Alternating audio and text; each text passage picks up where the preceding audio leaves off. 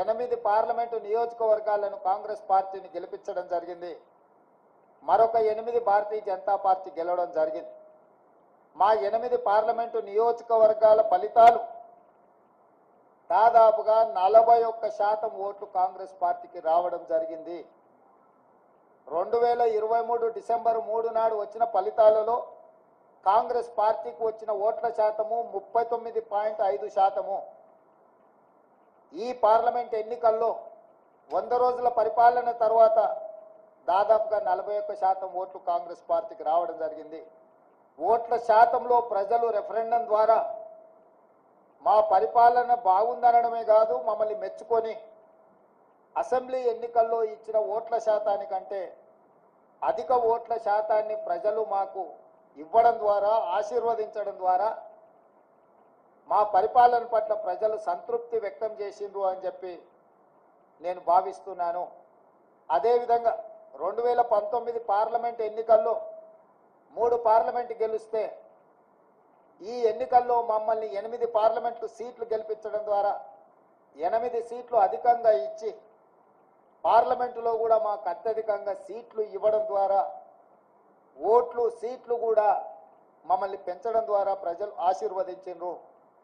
ఇదే కాకుండా మూడవ విశ్లేషణ, 119 శాసనసభ నియోజకవర్గాలలో ప్రజలు ఓట్లేస్తే విస్పష్టంగా ఆనాడు 64 సీట్లు ఎట్లయితే మెజారిటీ వచ్చిందో ఈరోజు 64 సీట్లలో మెజారిటీ రావడమే కాకుండా కంటోన్మెంట్ మేము ఓడిపోయి బీఆర్ఎస్ గెలిచిన సీటులో కాంగ్రెస్ పార్టీకి 13,206 ఓట్ల మెజారిటీ ఇచ్చి 65వ స్థానాన్ని కూడా కాంగ్రెస్ పార్టీకి ఇవ్వడం ద్వారా ఆనాడు ఇచ్చిన 64 సీట్ల కంటే ఇంకొక సీటును అదనంగా ఇచ్చి కాంగ్రెస్ పార్టీని అసెంబ్లీలలో కూడా 65 సీట్ల తీర్పు ద్వారా మా రెఫరెండంని ప్రజలు సమర్థించిండ్రు, మాకు అనుకూలంగా ఓట్లేసి గెలిపించిండ్రు.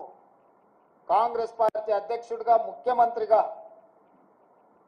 కాంగ్రెస్ పార్టీ ప్రజాప్రతినిధులకు, మంత్రివర్గ సహచరులకు, శాసనసభ్యులకు, రాష్ట్ర స్థాయి నాయకులకు, జిల్లా స్థాయి నాయకులకు, మండల స్థాయి నాయకులకు, మరీ ముఖ్యంగా గ్రామ స్థాయి కార్యకర్తలకు మనస్ఫూర్తిగా కృతజ్ఞతలు, ధన్యవాదాలు తెలియజేస్తున్నా.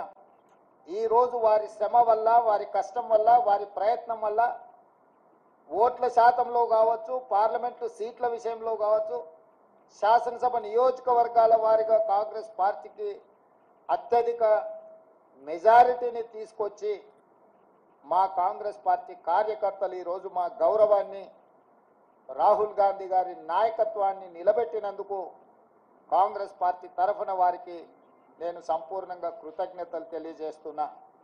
ఇక రెండవది, 8 పార్లమెంట్ సీట్లు గెలిచిన భారతీయ జనతా పార్టీ 2019లో 4 పార్లమెంట్లు గెలిస్తే ఈరోజు 8 పార్లమెంట్లు సీట్లు గెలవడం జరిగింది. వాళ్ళు కూడా వాళ్ళ సీట్లను పెంచుకున్నారు. ఆనాడు 20% ఉన్న ఓట్లను వాళ్ళు ఈరోజు 35%కి పెంచుకోవడం జరిగింది.